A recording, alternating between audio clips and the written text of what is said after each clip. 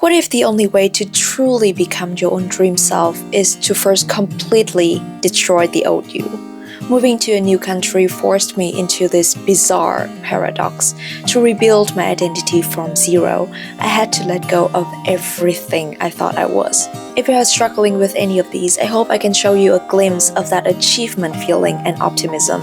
My channel is a space where every feeling and emotion is felt, articulated, and accepted, not judged. This is a diary of emotional intelligence and independence. So if that's something you care about, you should subscribe and stick around.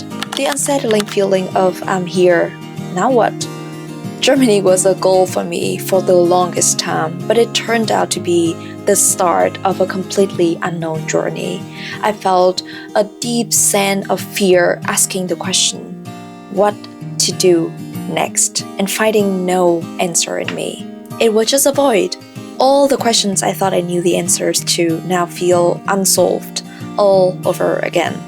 For the longest time, I was busy with moving here, and now that I'm here, I don't know what's next. It was a challenge, but every challenge comes with a unique opportunity. I realized it's actually a blessing because it means I am growing. Not knowing means I am growing out of my comfort zone, out of an old version of me to grow closer to my potential. And honestly, how sad would it be if I had all the answers figured out in my early 20s? What would be there for me next? What would be there for the next 80 years of my life? And with that mindset, I have been and still am growing every day. I trust that I can get myself out of anything life throws at me as much as I am ready for any opportunity that comes my way. It feels safe to be myself. It feels safe to have myself. This new identity compounds from one intentional choice at a time. Here are the 3 biggest mindset shifts I have that transformed my identity. Perception of rejection, from non-acceptance to redirection. Arriving in Germany mid-COVID with 3,000 euro in cash and the only backup plan being to go back to where I came from. I just had to make it. My plan was simple.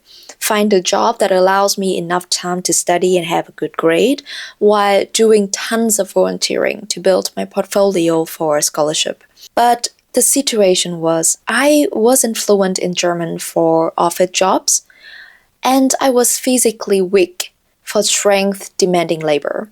And mentally, I just needed time to adjust. I thought I achieved my goal by getting here, but turned out I just got to a whole new starting line.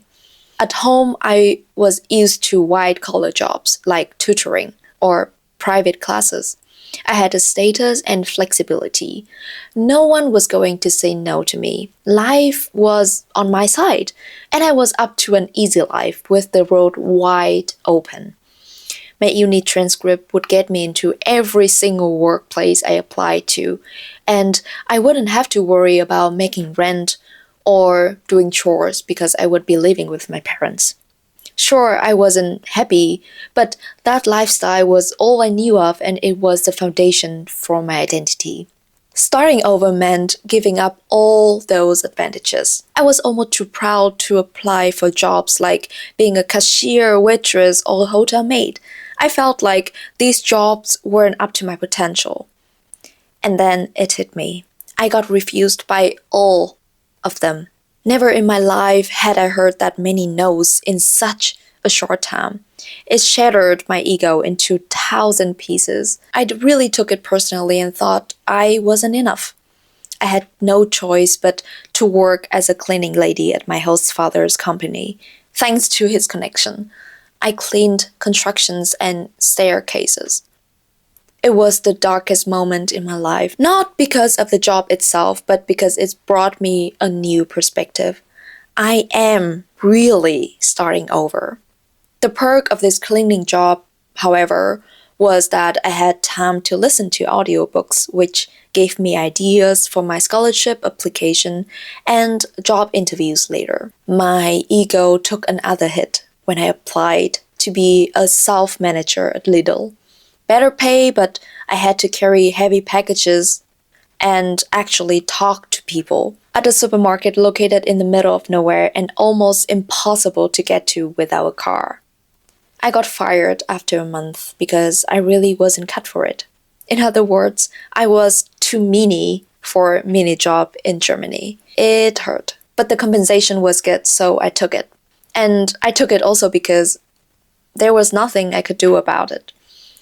Rejection was my biggest fear, especially at the beginning, because I was drowning in uncertainty. I had no choice but have to cling to the next acceptable offer I could. After getting the scholarship that allows me to not have to work ever again as long as I'm going to uni, I have the privilege of only applying for jobs I want, which help me build my CV and give me a purpose.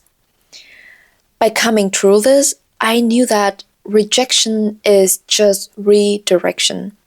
It's never a no, it's just a not yet. I might not have that wisdom back then, but luckily somehow I had that grit in me to not give up. I also learned to place my pride into my potential, to keep trying, rather than in a superficial status or job title. If this story resonates with you, please hit that subscribe button.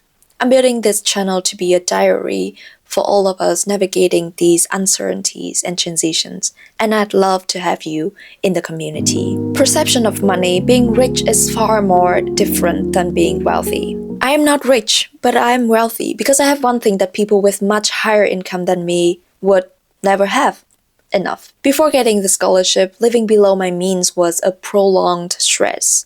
We were poor. We didn't have to worry about a home or the next meal, but we were by no means rich. I had to save the good things and can't use them up because there's nothing new coming. It is a real manifestation of a lack mindset. My mother made sure I knew about her financial stress through constant complaining. She took a huge debt for my student visa. Money I didn't touch because it wasn't mine. In other words, I didn't have anything. The moment I got my scholarship, I felt free. I paid my mother back the full 11,000 and started making up for the time I lived a frugal life. I shopped more and traveled more. It wasn't overboard, but it was definitely overconsumption. I didn't spend the money I didn't have, but sure, I did spend the money for the things I didn't need. I was trying to purchase a feeling, the feeling of fitting in. My closet looked like a fast fashion display window, but I didn't feel stylish because I didn't have a style. All the best things that came out stopped making me feel excited, but only more and more invisible. Once I started learning about materials and colors, I finally found my style, and for the first time, I felt enough. As in, I felt like myself. That wealth didn't come from buying more, it came from having only what I truly like. Once I felt I had enough, I realized my wealth manifests in other ways. I have the basics: food, a roof, heat in winter, and AC in summer. I have the comfortable basics: hobbies, books, internet, and social life. I have the stability to handle misfortunes and the flexibility to leave situations I don't like. I'm not stuck in a job or a flat share I hate. Whatever I need, I can afford. If it ran out, I can go out and get more. Whatever challenge I want to take in, like hours on end doing content, I can afford. My time is mine to grow. This sense of enough frees me from social expectations. It even applies to my dating life. I told my boyfriend I couldn't care less what car he drives as long as he holds the door. My wealth is in the treatment I get, which is irreplaceable, not in a replaceable vehicle.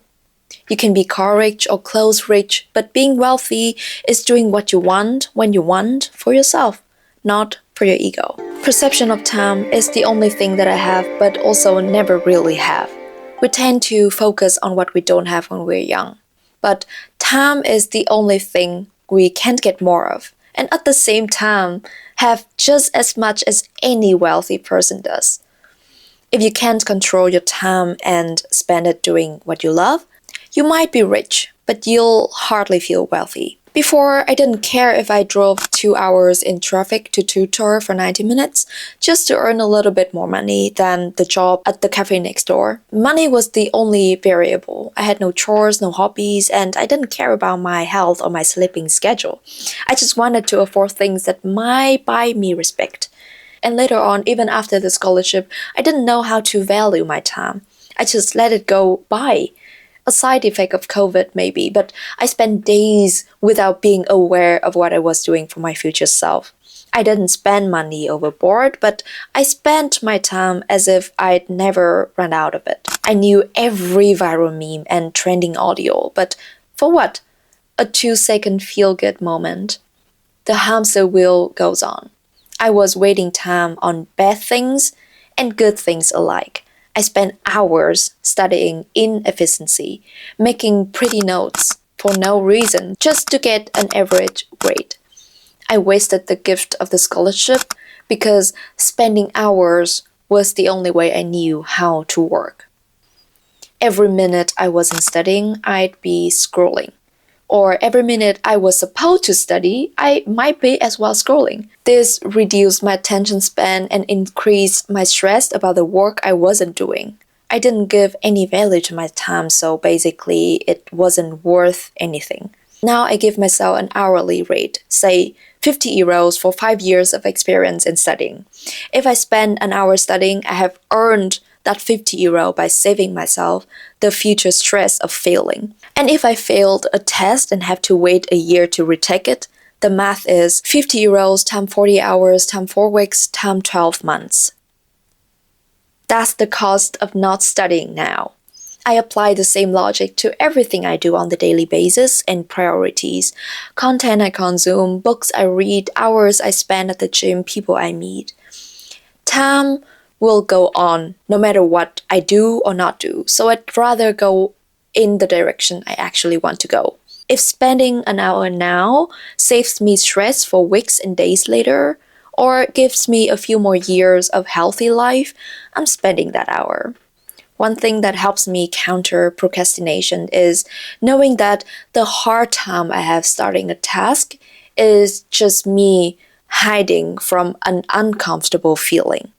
Instead of opening the book and start studying, I pick up my phone and scroll. Instead of getting into the shower, I pick up my phone and scroll. You name it. It's clear in hindsight that I was procrastinating, but in the moment it just gets in the way. So I plan these feelings ahead. I sit down and ask, what are the mental obstacles preventing me from actually doing the work on one side and a procedure on what to do on the other? It's like creating an emergency plan in case of fire, because these feelings are like a fire inside us, and if we didn't have a plan, we tend to just turn away from that fire. The smoke first, which then quickly turned into a fire, let it burn and only get out when we could no longer handle the heat. I've identified 5 obstacles I'm sure most people can relate to. 1. Overwhelmed by the road ahead. 2. Scared of rejection. 3. Distracted out of perfectionism.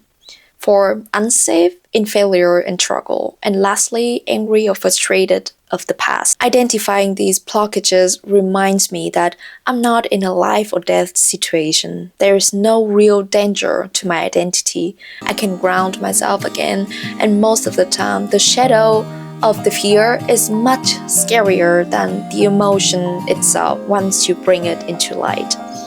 This physical change of location when moving abroad was just the trigger to test my limits. Even if you aren't moving physically, I know you could relate to this story if you are intentional about growth. And growth only comes from navigating uncertainty. I hope this video gives you value. I appreciate you being here. My channel is very new, so I'd love your constructive feedback and topic suggestions. You can leave this emoji to let me know that you have made it to the end. I appreciate you being here. I love you, and I'll see you in my next one. Bye!